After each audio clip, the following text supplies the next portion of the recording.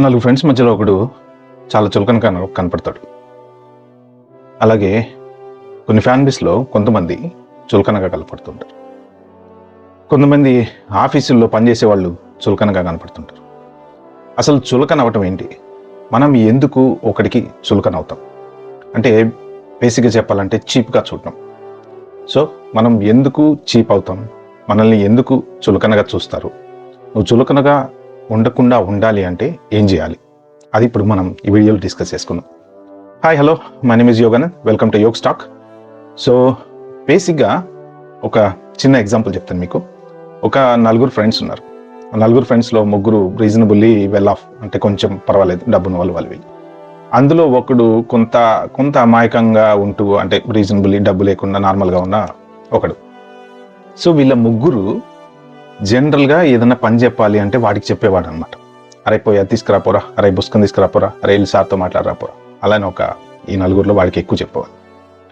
So జనరల్గా ఎక్కడికైనా బయటకు వెళ్ళినా, సినిమాలకు వెళ్ళినా, అక్కడికి వెళ్ళినా ఈ ముగ్గురు కలిసి వెళ్ళేవాడు, కానీ వాడిని పిలిచేవాళ్ళు కాదు.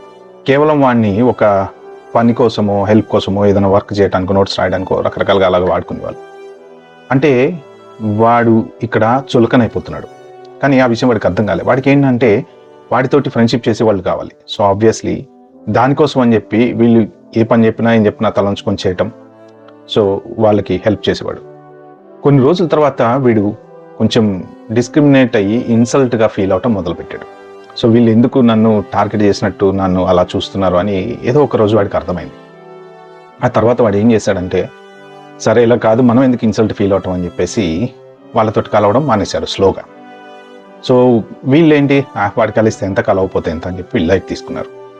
సో అలా కొన్ని రోజుల తర్వాత ఏమైందంటే, వీళ్ళు ముగ్గురు ఒకే స్టేజ్లో ఉన్న వాళ్ళు కాబట్టి ముగ్గురు ఒకరికొకరు పని చెప్పుకుంటుంటే వాళ్ళకి నచ్చక వీడు కలవట్లేదు కాబట్టి ఏంటంటే వీళ్ళు ఒకళ్ళనొకళ్ళు డామినేట్ చేసుకోవడం మొదలుపెట్టారు. సో అలా వాళ్ళ మధ్యన రిఫ్ట్ వచ్చింది. సో వచ్చిన తర్వాత కొన్ని రోజులకి వాళ్ళ ముగ్గురు రియలైజ్ అయిందంటే ఏంటంటే, నిజంగా మనం వీడిని హర్ట్ చేశాము, అంటే వాడిని చాలా ఇన్సల్టింగ్గా మాట్లాడాము, చాలా వాడిని చులకనగా చూసాము కాబట్టి వాడు మనల్ని వదిలేశాడు అనే విషయం వాళ్ళకి అర్థమయ్యి వాడి దగ్గరకు వచ్చి, నిజంగా అరే సారీరా, మేము నిన్ను చాలా చులకనగా చూసాము, సో ఇవాళ నుంచి మనం బెస్ట్ ఫ్రెండ్స్ లాగా ఉందాం, అందరం సమానంగా ఉందాం, సేమ్ ఒకరికొకరు పని చెప్పుకోవటాలు ఇలాంటివన్నీ ఏమొద్దు, సో మనం బెస్ట్ ఫ్రెండ్స్ అని చెప్పేసి వాళ్ళ నలుగురు మంచి ఫ్రెండ్షిప్ చేయడం స్టార్ట్ చేశారు. సో ఇక్కడ చులకన అంటే, ఈ చులకన అయిపోవడం అనేది చాలా చోట్ల ఉంటుంది. ఒక ఫ్యామిలీలో ఉంటుంది. ఫర్ ఎగ్జాంపుల్ చెప్పాలంటే, కొంతమంది అత్తగారులు వచ్చేసి అల్లుళ్ళని చులకనగా చూస్తుంటారు, అంటే చులకనగా మాట్లాడుతూ ఉంటారు. అలాగే సేమ్ కోడళ్ళని కూడా కొంతమంది ఫ్యామిలీలో చులకనగా మాట్లాడుతుంటారు. ఫ్రెండ్స్ మధ్యన చులకనగా మాట్లాడుకుంటూ ఉంటారు. అన్నదమ్ముల మధ్యన కూడా చులకనగా మాట్లాడుతూ ఉంటారు. అంటే ఎదుటివాడి వీక్నెస్ని పట్టి వాడికి మనం ఇచ్చే రెస్పెక్ట్ తగ్గిపోవటం అనేది చులకన. సో బేసిక్గా ఆ చులకన ఎందుకు అవుతాము అంటే, మోస్ట్ ఆఫ్ ద కేసెస్లో మనం ఏదో వీక్ అనుకుని, అంటే మనకి ఏదో లేదు అనుకుని ఎదుటి వాడికి లొంగిపోవడం వలన మనం చులకన అవుతాం. సో బేసిక్గా కొంతమంది, ఇప్పుడు చెప్పాను కదా ఇందాక స్టోరీలో, ఫ్రెండ్స్, వాడు ఏంటంటే వాడి ఇన్ఫీరియారిటీ కాంప్లెక్స్, వాడితో ఎవరు ఫ్రెండ్షిప్ చేయరు అనే భయంతో వీళ్ళతోటి ఫ్రెండ్షిప్ చేసి చులకనైపోయాడు. కానీ ఏదో ఒక స్టేజ్లో వాడు తెలుసుకున్నాడు. అలా ప్రతి వాళ్ళు తెలుసుకోగలిగితే మనం ఎందుకు చులకన అవుతున్నాం. ఇప్పుడు ఫర్ ఎగ్జాంపుల్ ఒక కోడల్ని అత్తగారు చులకనగా మాట్లాడింది, చాలా చీప్గా, ఏం పని చేయట్లేదు, నీకేమి రాదు, అది రాదు, ఇది రాదు, అలా మాట్లాడుతుంది. తను ఏదో ఒక రోజున తెలుసుకుని దాన్ని అర్థం చేసుకుని, అంటే కొంతమంది ఏంటంటే ఎందుకు గొడవ పెట్టుకోవటం అని చెప్పేసి అలా అడ్జస్ట్ అయ్యి వెళ్ళిపోతూ ఉంటారు. సో అలా అడ్జస్ట్ అయ్యి వెళ్ళిపోతూ ఉన్న కొద్దీ నీ మీద చులకన భావం అనేది పెరుగుతుంది. సో దాన్ని మనం ఎలా బయటపడాలి అనేది ఆలోచించుకుని, అలాగని చెప్పి గొడవలు పెట్టుకోవటం కాదు, గొడవ పెట్టుకోకుండా, సో దాన్ని ఎలా బయటపడాలి అని ఏదో ఒక రోజు ఆలోచించి కొంత తెలివిగా మనం దాంట్లోంచి వర్కౌట్ చేసుకుని ఎదుటి వాళ్ళకి మనం ఏంటో ప్రూవ్ చేసుకోగలిగిన రోజున ఆబ్వియస్లీ వాళ్ళు గ్రేట్ అవుతారు. ఇంకా ఆ చులకన భావం పోతుంది. అలాగే కొంతమంది అల్లుళ్ళు కూడా నేను చూస్తూ ఉంటానంటే, వాళ్ళు ఏంటో వీకర్గా ఉన్నట్టు, లేకపోతే వాళ్ళు ఎందుకు అలా ఉంటారో తెలియదు, కానీ వాళ్ళని కూడా అలాగే చులకనగా మాట్లాడతారు. నువ్వు ఇక్కడ జరగవా, నువ్వు ఇటు రావా, నువ్వు పేరు పెట్టి పిలవడము, అలా. అంటే పేరు పెట్టి పిలిచినంత మాత్రాన చులకన చేసినట్టు కాదు, కానీ ఆ మాట్లాడే విధానంలో తేడా ఏంటంటే డామినేషన్ అన్నట్టు. ఆ డామినేషన్ వల్ల ఇతను అక్కడ చులకనైపోతాడు. ఎందుకు? నిన్ను నువ్వు వీక్ చేసుకుంటున్నావు, అంటే నిన్ను నువ్వు ఒక చేతగాని వాళ్ళలాగా అక్కడ ప్రొజెక్ట్ చేసుకుంటున్నావు. అంటే నీ రెస్పెక్ట్ నువ్వు కాపాడుకుంటూ ఉంటే నీకు అక్కడ ఒక గ్రేట్ పొజిషన్ అనేది ఉంటుంది. అది లేకుండా ప్రతి చిన్న దానికి అంటే నువ్వు ఏమన్నా వాళ్ళ దగ్గర నుంచి ఎక్స్పెక్ట్ చేసి అలా అనిమనుకున్నావా? లేదు, ఏదో నీకు ఏమీ దొరకలేదు, అక్కడే దొరికింది, అదే నా స్వర్గం అనుకుని అడిగమనుకున్నావా? సో అంటే నువ్వు ఇలా వీక్ అయిపోతూ, అంటే వాళ్ళకి ఓకే మనం లేనిది వీడు బతకలేడు అనేటువంటి ఆ వీక్ అయిపోయే పొజిషన్ వచ్చినాడు ఆబ్వియస్లీ చులకన అయిపోతావు, రెస్పెక్ట్ ఉండదు మనకి. సో ఆ చులకన భావం ఎక్కడో అక్కడ ఎవరి నోట్లోంచో ఏదో ఒక మాట మనల్ని చీప్గా మాట్లాడినప్పుడు మనకి తగలాలి. ఎందుకంటే లైఫ్ అంతా అలా ఒకళ్ళు చులకనగా మనల్ని మాట్లాడుతుంటే మనం చాలా హ్యాపీగా ఉండలేం. అంటే బయటికి నవ్వుతూ నలుగురితో మాట్లాడినా ఎక్కడొక్కడ తంతది లోపల, వీళ్ళేంటి ఇట్లా మాట్లాడుతున్నారు, కానీ తలంచుకుని వెళ్ళిపోతాయి. ఎందుకంటే వాళ్ళతో మనకు అవసరం ఉంది కాబట్టి నోరు మూసుకొని వెళ్ళాలి అన్నట్టు. కానీ అది కరెక్ట్ కాదు. అది వాళ్ళకి తెలియచెప్పాలంటే ఏదో ఒక రోజు ఎక్కడో అక్కడ నీలో మార్పు రావాలి.